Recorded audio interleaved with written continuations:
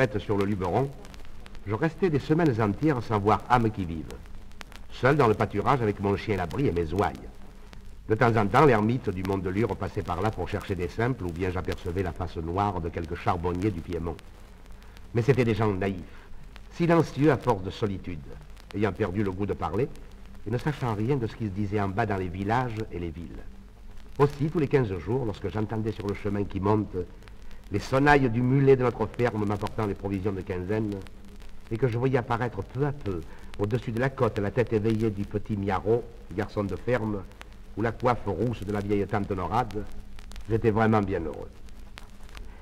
Je me faisais raconter les nouvelles du pays d'en bas, les baptêmes, les mariages. Mais ce qui m'intéressait surtout, c'était de savoir ce que devenait la fille de mes maîtres, notre demoiselle Stéphanette, la plus jolie qu'il y eut à 10 lieues à la ronde.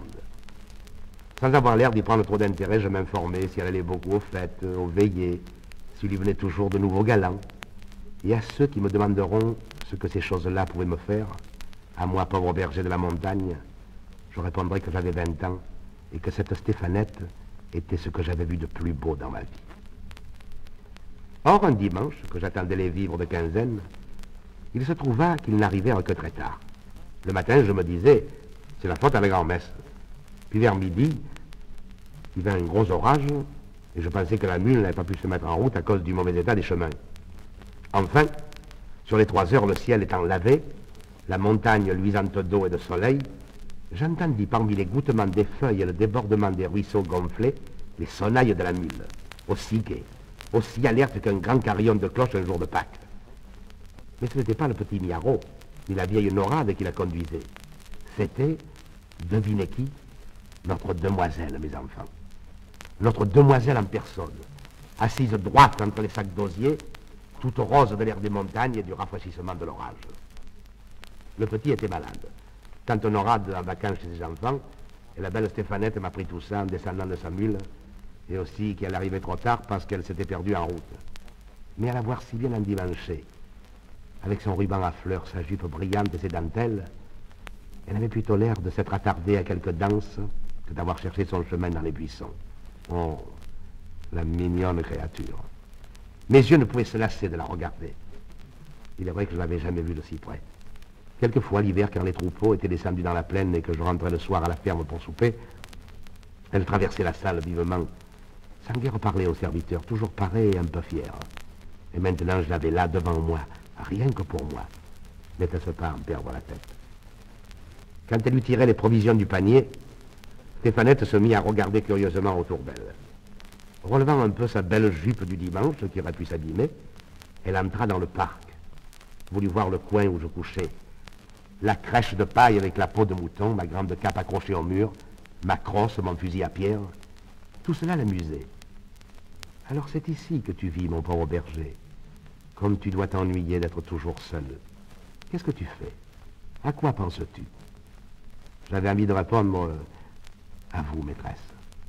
Et je n'aurais pas menti. Et mon trouble était si grand que je ne pouvais pas seulement trouver une parole. Je crois bien qu'elle s'en apercevait et que la méchante prenait plaisir à redoubler mon embarras avec ses malices. Et ta bonne amie berger, est-ce qu'elle monte te voir quelquefois? Ça doit être bien sûr la chèvre d'or, ou cette fée Estérelle qui ne court qu'à la pointe des montagnes. Et elle-même, en me parlant, avait bien l'air de la fée Estérelle, avec le joli rire de sa tête renversée et sa hâte de s'en aller qui faisait de sa visite une apparition. Adieu, berger. Salut, maîtresse. Et la voilà partie en portant ses corbeilles vides. Lorsqu'elle disparut dans le sentier en pente, il me semblait que les cailloux roulant sous les sabots de la mule me tombaient un à un sur le cœur. Je les entendis longtemps, longtemps. Et jusqu'à la fin du jour, je restais comme ensommeillé, n'osant bouger de peur de faire s'en aller mon rêve. Vers le soir, comme le fond des vallées commençait à devenir bleu, et que les bêtes se serraient en bêlant l'une contre l'autre pour entrer au parc, j'entendis qu'on m'appelait dans la descente, et je vis paraître notre demoiselle, non plus rieuse ainsi que tout à l'heure, mais tremblante de froid, de peur et de mouillure. Il paraît qu'au bas de la côte, elle avait trouvé la sorgue grossie par la pluie d'orage, et qu'en voulant passer à toute force, elle avait risqué de se noyer. Le terrible, c'est qu'à cette heure-là de la nuit, il ne fallait plus songer à retourner à la ferme, car le chemin par la traverse, notre demoiselle n'aurait jamais pu s'y retrouver toute seule. Et moi, je ne pouvais pas quitter le troupeau. Cette idée de passer la nuit sur la montagne la tourmentait beaucoup, surtout à cause de l'inquiétude des siens. Moi, je la rassurais de mon mieux. Oh, en juillet, les nuits sont courtes, maîtresse. Ce n'est qu'un mauvais moment. Et j'allumais vite un grand feu pour sécher ses pieds et sa robe toute trempée de l'eau de la Sorgue. Ensuite, j'apportais devant elle du lait, des fromageons.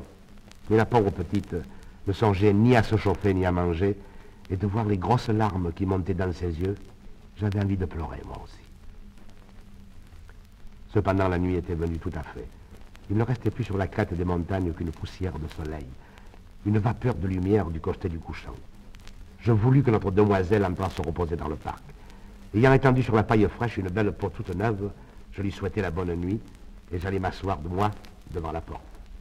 Dieu m'est témoin que malgré le feu d'amour qui me brûlait le sang, aucune mauvaise pensée ne me vint. Rien qu'une grande fierté de songer que dans un coin du parc, tout près du troupeau curieux qui la regardait dormir, la fille de mes maîtres, comme une brebis plus précieuse et plus blanche que toutes les autres, reposait confiée à ma garde. Jamais le ciel ne m'avait paru si profond, les étoiles si brillantes. Tout à coup, la claire-voie du parc s'ouvrit et la belle Stéphanette parut. Elle ne pouvait pas dormir. Les bêtes faisaient crier la paille en remuant ou bêlaient dans leurs rêves. Elle aimait mieux venir près du feu. Voyant cela, j'ai jeté ma peau de bique sur les épaules, j'activai la flamme, et nous restâmes assis l'un près de l'autre sans parler. Si vous avez jamais passé la nuit à la belle étoile, vous savez qu'à l'heure où nous dormons, un monde mystérieux s'éveille dans la solitude et le silence. Alors, les sources chantent bien plus clair. Les étangs allument des petites flammes. Tous les esprits de la montagne vont et viennent librement. Et il y a dans l'air des frôlements, des bruits imperceptibles, comme si l'on entendait les branches grandir, l'herbe pousser. Le jour, c'est la vie des êtres. Mais la nuit, c'est la vie des choses. Quand on n'en a pas l'habitude, ça fait peur. Aussi notre demoiselle était toute frissonnante et se serrait contre moi au moindre bruit. Une fois, un cri long, mélancolique, parti de l'étang, qui luisait plus bas, monta vers nous en ondulant. En même instant, une belle étoile filante glissa par-dessus nos têtes dans la même direction, comme si cette plainte que nous venions d'entendre portait une lumière avec elle. « Qu'est-ce que c'est » me demanda Stéphanette à voix basse. « Une âme qui entre au paradis, maîtresse. » Et je fais des signes de la croix. Elle se signa aussi, et resta un moment la tête en l'air très recueillie, puis elle me dit « C'est donc vrai, berger, que vous êtes sortis, vous autres ?»« Nullement, notre demoiselle. Mais ici, nous vivons plus près des étoiles, et nous savons ce qui s'y passe mieux que des gens de la plaine. » Elle regardait toujours en haut, la tête appuyée dans la main, entourée de la peau de mouton comme un petit pâtre céleste. « Qu'il y en a, que c'est beau. Jamais je n'en avais tant vu. Est-ce que tu sais leur nom, berger? » ?»« Mais oui, maîtresse. Tenez, juste au-dessus de nous. Voilà le chemin de Saint-Jacques, la voie lactée. Il va de France droit sur l'Espagne. C'est Saint-Jacques de Galice qu'il a tracé pour montrer sa route au brave Charlemagne lorsqu'il faisait la guerre aux Sarrasins. Plus loin, vous avez le char des âmes, la grande ours, avec ses 4 essieux resplendissants. Les 3 étoiles qui vont devant sont les 3 bêtes, et cette toute petite chose contre la 3e, c'est le charretier. Voyez-vous tout autour cette pluie d'étoiles qui tombe? Ce sont les âmes dont le bon Dieu ne veut pas chez lui. Un peu plus bas, voici le râteau ou les 3 rois, Orion. C'est ce qui nous sert d'horloge à nous autres. Rien qu'en les regardant, je sais maintenant qu'il est minuit passé. Un peu plus bas, toujours vers le midi, brille Jean de Milan, le flambeau des astres, Sirius. Sur cette étoile-là, voici ce que racontent les bergers. Il paraît qu'une nuit, Jean de Milan, avec les 3 rois et la poussinière, la Pléiade, furent invités à la noce d'une étoile de leurs amis. La poussinière, plus pressée, partit, dit-on, la première, et prit le chemin haut. Regardez là, là-haut, tout au fond du ciel. Les 3 rois coupèrent plus bas et la rattrapèrent. Mais ce paresseux de Jean de Milan, qui avait dormi trop tard, resta tout à fait derrière, et furieux pour les arrêter, leur jeta son bâton. C'est pourquoi les 3 rois s'appellent aussi le bâton de Jean de Milan. Mais la plus belle de toutes, les étoiles, maîtresse, c'est la nôtre. C'est l'étoile du berger, qui nous éclaire à l'aube quand nous sortons le troupeau, et aussi le soir quand nous le rentrons. Nous la nommons encore Maguelonne, la belle Maguelonne qui court après Pierre de Provence à Saturne et se marie avec lui tous les 7 ans. Comment, berger? Il y a donc des mariages d'étoiles? Mais oui, maîtresse. Et comme j'essayais de lui expliquer ce que c'était que ces mariages, je sentis quelque chose de frais et de fin pesait légèrement sur mon épaule. C'était sa tête alourdie de sommeil qui s'appuyait contre moi avec un joli froissement de ruban, de dentelle et de cheveux ondés. Elle resta ainsi sans bouger jusqu'au moment où les astres du ciel pâlirent, effacés par le jour qui montait. Moi, je la regardais dormir, un peu troublé au fond de mon être, mais saintement protégé par cette claire nuit qui ne m'a jamais donné que de belles pensées.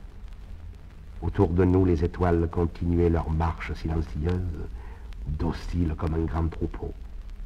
Et par moments, je me figurais qu'une de ces étoiles, la plus fine, la plus brillante, ayant perdu sa route, était venue se poser sur mon épaule pour y dormir.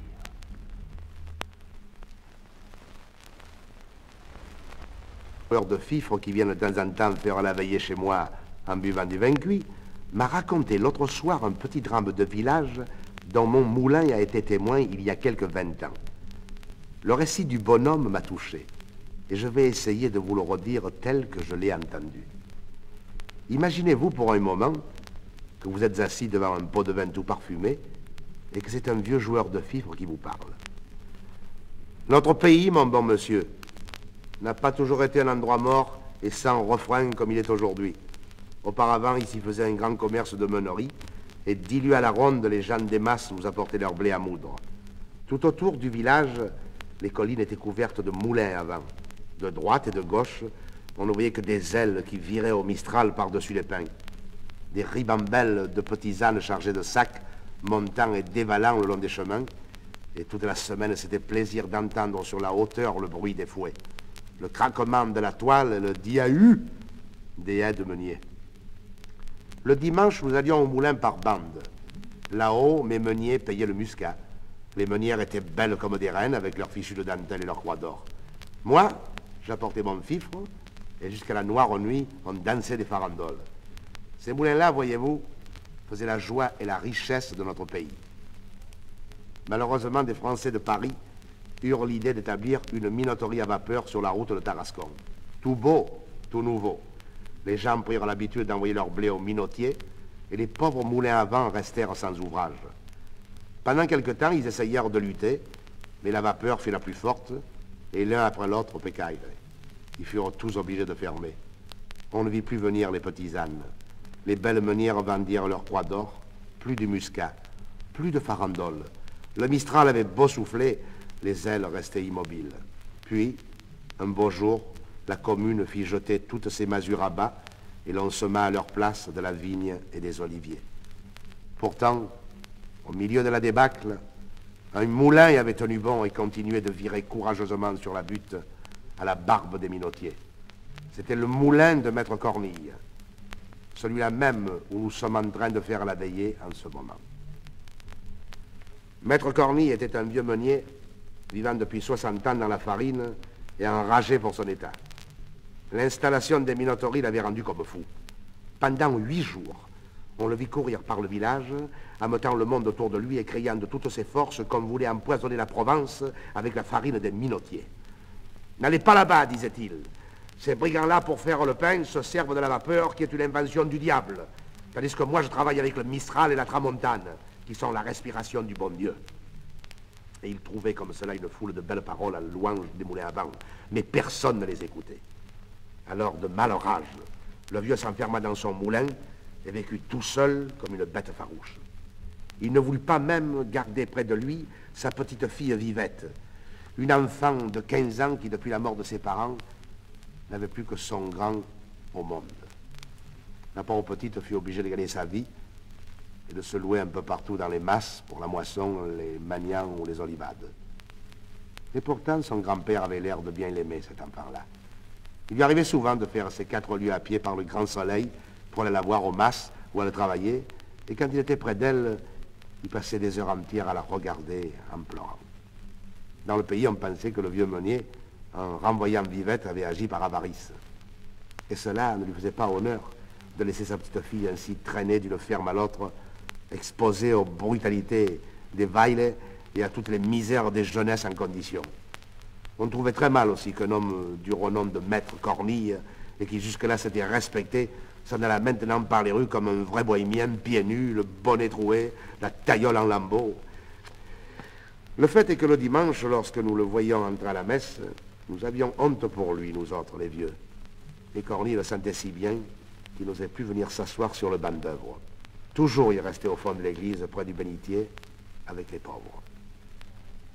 Dans la vie de Maître Cornille, il y avait quelque chose qui n'était pas clair. Depuis longtemps, personne au village ne lui portait plus de blé, et pourtant les ailes de son moulin allaient toujours leur train comme devant. Le soir, on rencontrait par les chemins le vieux meunier poussant devant lui son âne chargé de gros sacs de farine. « Bonne vin pour Maître Cornille », lui criaient les paysans. « Ça va donne toujours la meunerie. »« Toujours, mes enfants », répondait le vieux d'un air gaillard. « Dieu merci, ce n'est pas l'ouvrage qui nous manque. » Alors, si on lui demandait d'où diable pouvait venir tant d'ouvrages, il se mettait un doigt sur les lèvres et répondait gravement « Motus, je travaille pour l'exportation.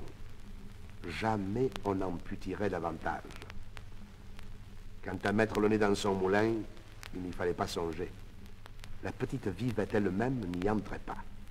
Lorsqu'on passait devant, on voyait la porte toujours fermée, les grosses ailes toujours en mouvement, le vieil âne broutant le gazon de la plateforme et un grand chat maigre qui prenait le soleil sur le rebord de la fenêtre et vous regardait d'un air méchant.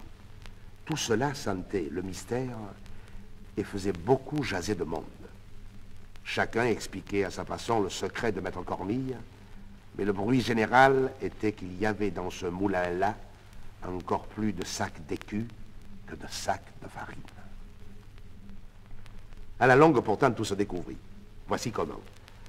En faisant danser la jeunesse avec mon fifre, je m'aperçus un beau jour que l'aîné de mes garçons et la petite vivette s'étaient rendus amoureux l'un de l'autre. Au fond, j'en fus pas fâché, parce qu'après tout, le nom de Cornille était un honneur chez nous. Et puis, ce joli petit passereau de vivette m'aurait fait plaisir à voir trotté dans ma maison. Seulement, comme nos amoureux avaient souvent occasion d'être ensemble, je voulus, de peur d'accident, régler l'affaire tout de suite, et je montai jusqu'au moulin pour en toucher 2 mots au grand-père. Ah, le vieux sorcier. Il faut voir de quelle manière il me reçut. Impossible de lui faire ouvrir sa porte. Je lui expliquai mes raisons tant bien que mal à travers le trou de la serrure. Et tout le temps que je parlais, il y avait ce coquin de chat maigre qui soufflait comme un diable au-dessus de ma tête. Le vieux ne me donna pas le temps d'en finir et me cria fort malhonnêtement de retourner à ma flûte. Que si j'étais pressé de marier mon garçon, je pouvais bien aller chercher des filles à la minoterie. Pensais que le sang me montait d'entendre ces mauvaises paroles. Mais j'eus tout de même assez de sagesse pour me contenir, et laissant ce vieux fou à sa meule, je revins annoncer aux enfants ma déconvenue. Ces pauvres agneaux ne pouvaient pas y croire. Ils me demandèrent, comme une grâce, de monter tous deux ensemble au moulin pour parler au grand-père. Je n'eus pas le courage de refuser, et prout, voilà mes amoureux partis. Tout juste comme ils arrivaient là-haut, Maître Cornille venait de sortir.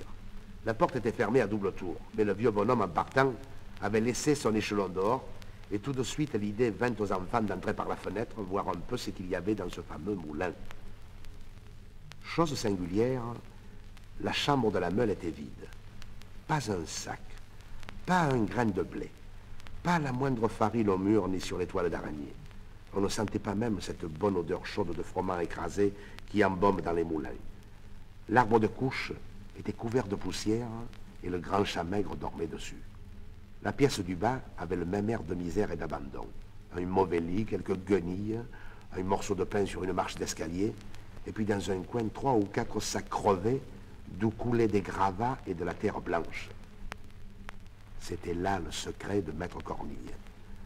C'était ce plâtras qu'il promenait le soir par les routes pour sauver l'honneur du moulin et faire croire qu'on y faisait de la farine. Pauvre moulin, pauvre Cornille. Depuis longtemps, les minotiers leur avaient enlevé leur dernière pratique. Les ailes viraient toujours, mais la meule tournait à vide. Les enfants revinrent tout en larmes me conter ce qu'ils avaient vu. J'eus le cœur crevé de les entendre. Sans perdre une minute, je courus chez les voisins. Je leur dis la chose en 2 mots, et nous convînmes qu'il fallait sur l'heure porter au moulin Cornille et tout ce qu'il y avait de froment dans les maisons. Sitôt dit, sitôt fait. Tout le village se met en route, et nous arrivons là-haut avec une procession d'ânes chargés de blé. Du vrai blé, celui-là. Le moulin était grand ouvert. Devant la porte, Maître Cornille, assis sur un sac de plâtre, pleurait, la tête dans ses mains. Il venait de s'apercevoir en rentrant que pendant son absence, on avait pénétré chez lui et surpris son triste secret. Pauvre de moi, disait-il. Maintenant, je n'ai plus qu'à mourir, le moulin est déshonoré. Et il sanglotait à fendre l'âme, appelant son moulin par toutes sortes de noms, lui parlant comme à une personne véritable. À ce moment, les ânes arrivent sur la plateforme et nous mettons tous à crier bien fort comme au beau temps des meuniers. « Ouais, du moulin! Ouais, maître Cornille !» Et voilà les sacs qui s'entassent dans la porte et le bon grain roux qui se répand par terre de tous côtés. Maître Cornille ouvre des grands yeux. Il avait pris du blé dans le creux de sa vieille main et il disait, riant et pleurant à la fois, « C'est du blé, Seigneur Dieu, du bon blé.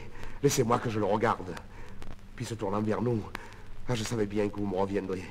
Tous ces minotiers sont des voleurs. » Nous voulions l'emporter en triomphe au village. « Non, non, mes enfants, il faut avant tout que j'aille donner à manger à mon moulin. Pensez donc, il y a si longtemps qu'il ne s'est rien mis sous la dent. » Nous avions tous des larmes dans les yeux de voir le pauvre vieux se démener de droite et de gauche, éventrant les sacs, surveillant la meule, tandis que le grain s'écrasait et que la fine poussière de froment s'envolait au plafond. C'est une justice à nous rendre. À partir de ce jour-là, jamais nous ne laissâmes le vieux meunier manquer d'ouvrage. Puis un matin, maître Cornille mourut, et les ailes de notre dernier moulin cessèrent de virer pour toujours cette fois. Cornille mort, personne ne prit sa suite. Que voulez-vous, monsieur? Tout a une fin en ce monde. Il faut croire que le temps des moulins à vent était passé, comme celui des coches sur le Rhône, des parlements et des jaquettes à grandes fleurs.